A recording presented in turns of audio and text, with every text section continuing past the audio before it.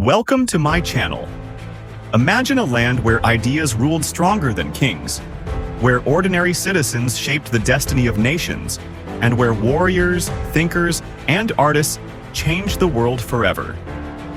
This was ancient Greece, a civilization that rose from scattered city-states to create democracy, conquer empires, and leave behind a legacy that still shapes our lives today.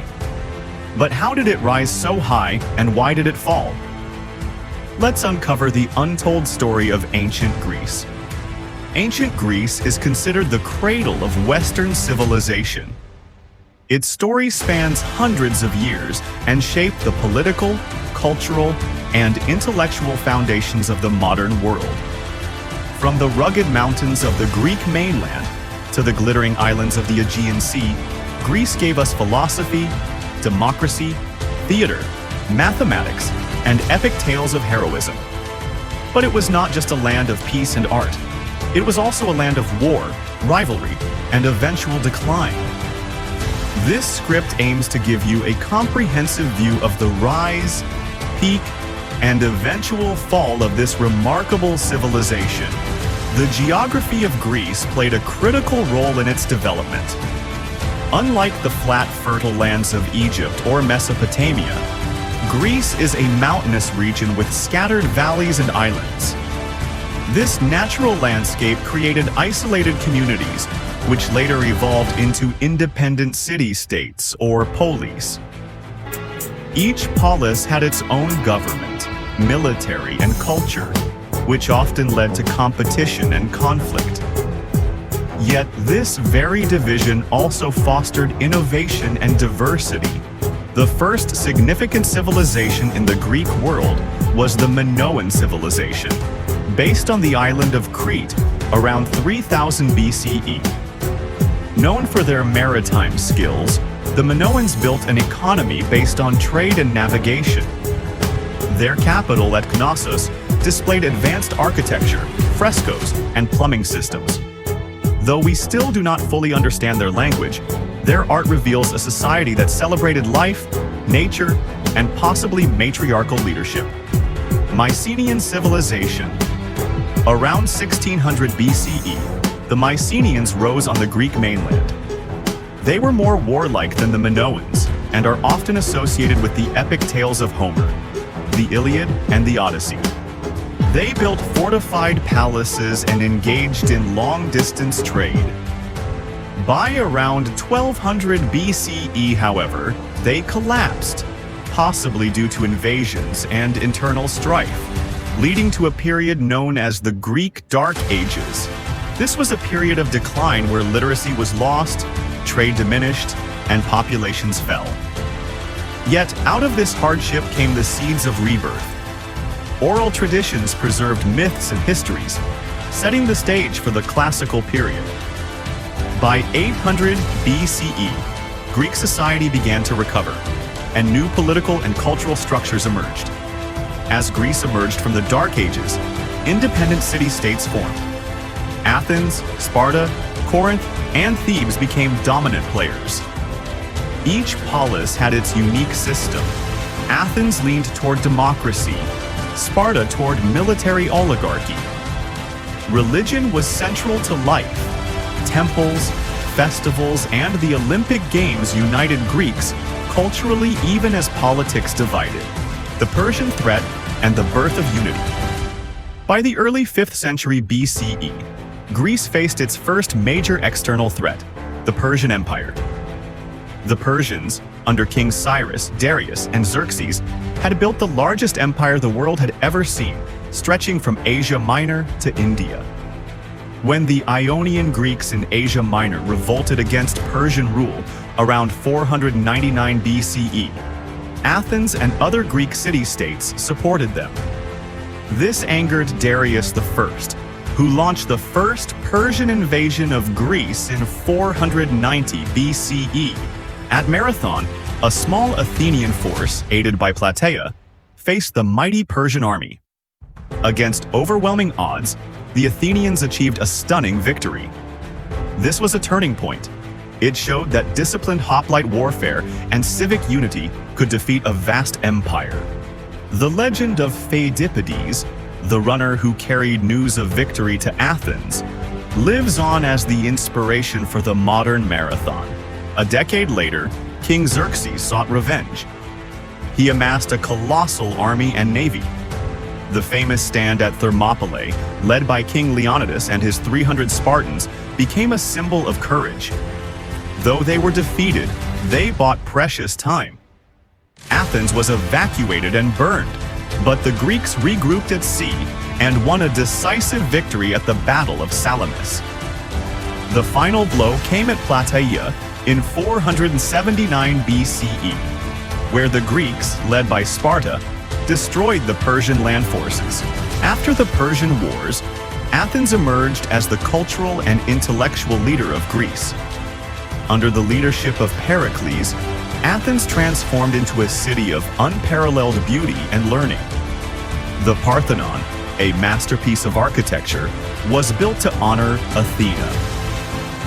Drama flourished, with playwrights like Aeschylus, Sophocles, and Euripides exploring themes of fate, morality, and human struggle. The Golden Age was also the birth of Western philosophy. Socrates challenged traditional beliefs and taught through dialogue. His student Plato founded the Academy, writing about justice, politics, and metaphysics. Aristotle, Plato's student, contributed to logic, ethics, biology, and politics, influencing countless generations. This period also saw advances in mathematics, astronomy, and medicine, laying the foundation of modern sciences. Athens developed a direct democracy where citizens could vote on laws and policies. However, this democracy excluded women, slaves, and foreigners.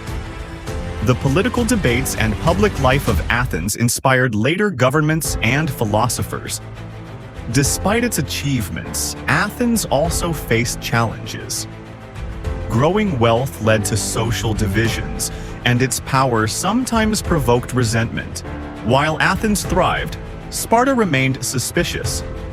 The two greatest city-states with opposing ideologies, Athens democratic and naval, Sparta oligarchic and land-based, could not coexist peacefully for long. The Peloponnesian War lasted nearly 3 decades. Plague struck Athens, killing Pericles. Internal strife weakened the city. In 404 BCE, Sparta finally defeated Athens with Persian help.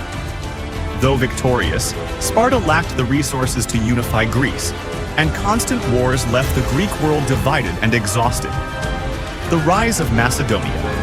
By the mid-4th century BCE, Greece was weakened by decades of internal wars. This created an opportunity for an outsider, Philip II of Macedon. Philip was a brilliant strategist and statesman. He reformed the Macedonian army, introducing the sarissa, a long spear, and a disciplined phalanx formation. Through diplomacy, marriage alliances, and military campaigns, Philip subdued most Greek city-states and formed the League of Corinth, uniting Greece under his leadership. In 336 BCE, Philip II was assassinated. His 20-year-old son, Alexander III, inherited the throne. Many doubted him, but Alexander quickly proved his military genius by crushing rebellions and securing his position. Educated by Aristotle, Alexander had a vision of a vast empire and cultural blending. The Persian conquests. In 334 BCE, Alexander crossed into Asia, beginning one of history's most extraordinary military campaigns. At the Battle of Granicus, he defeated Persian satraps. Next, at Issus, 333 BCE, he faced King Darius III and won despite being outnumbered.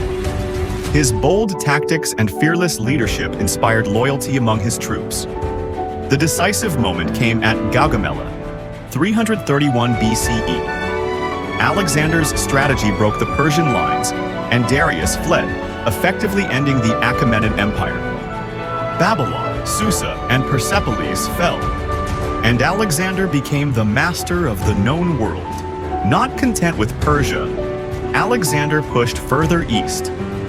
He conquered Egypt, where he was hailed as a liberator and founded Alexandria, which would become a center of learning. Moving into Central Asia and India, he defeated King Porus at the Battle of the Hydaspes, 326 BCE, showcasing both his brilliance and his ambition. But the march east strained his army. Exhausted and far from home, his troops refused to go further at the Hyphasis River. Reluctantly, Alexander turned back, exploring routes through the harsh Gedrosian desert, the visionary and the builder. Alexander was not just a conqueror, he was also a visionary. He encouraged the blending of cultures, Greek, Persian, Egyptian, and Indian, through marriage alliances, administration, and trade. This created the Hellenistic world, a fusion of ideas, art, and science. Greek became the language of commerce and scholarship across vast regions. Alexander's death and legacy. In 323 BCE, at just 32, Alexander died in Babylon under mysterious circumstances, possibly fever, poisoning, or natural illness.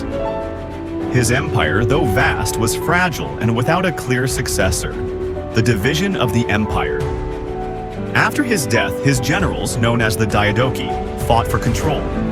The empire split into major kingdoms: the Ptolemaic dynasty in Egypt, the Seleucid Empire in Asia, and the Antigonid dynasty in Macedonia and Greece. The Hellenistic Age, 323 to 31 BCE. Despite the political fragmentation, the Hellenistic period was a golden age of culture and learning. Great centers like Alexandria housed libraries and academies. Advances were made in mathematics, Euclid, astronomy, Aristarchus, and engineering, Archimedes. Art became more realistic and emotional. By the 2nd century BCE, Rome began to rise as a new power. Greek city-states and Hellenistic kingdoms often called upon Rome for help, but this intervention eventually led to conquest. In 146 BCE, Corinth was destroyed, and Greece became subject to Roman rule. The Roman conquest of Greece. By the 2nd century BCE, Greece's power was fractured. The once great city-states had been weakened by internal conflicts and the rise of Hellenistic kingdoms. Into this scene stepped Rome, a rising republic with a disciplined army and expanding influence. At first, Rome presented itself as a protector of Greek freedom, intervening in disputes between kingdoms. But soon, it became clear that Rome was there to dominate.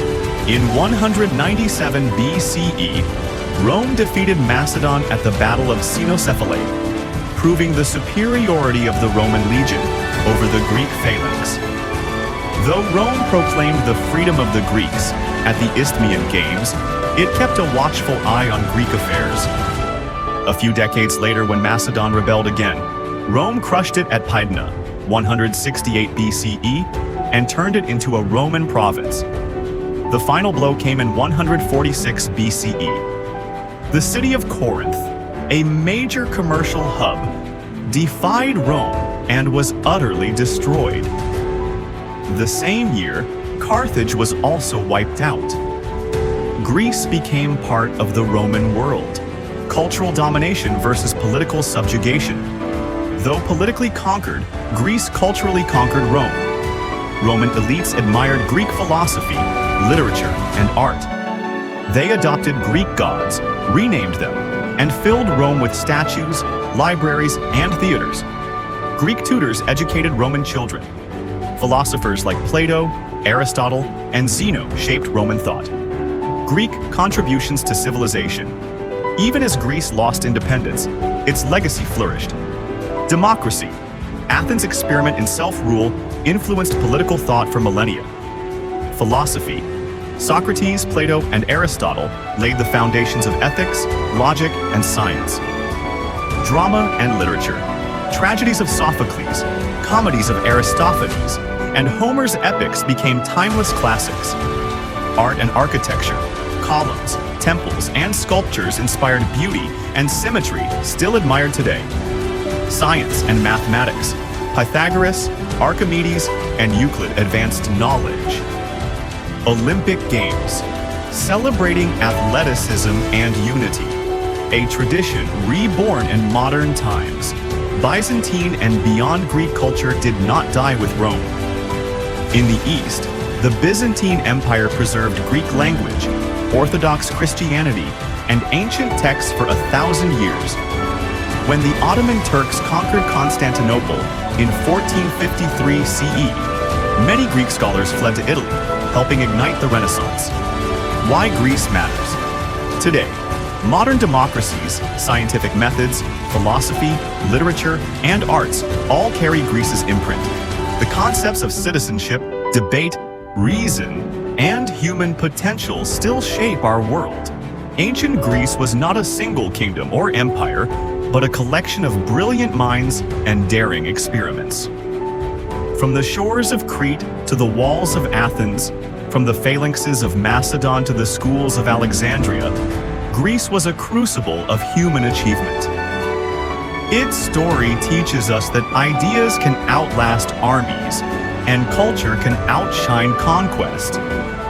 If you like this video, then be sure to give your opinion in the comments, and don't forget to like, share, comment on this video, and subscribe to the channel so that our next video can reach you first.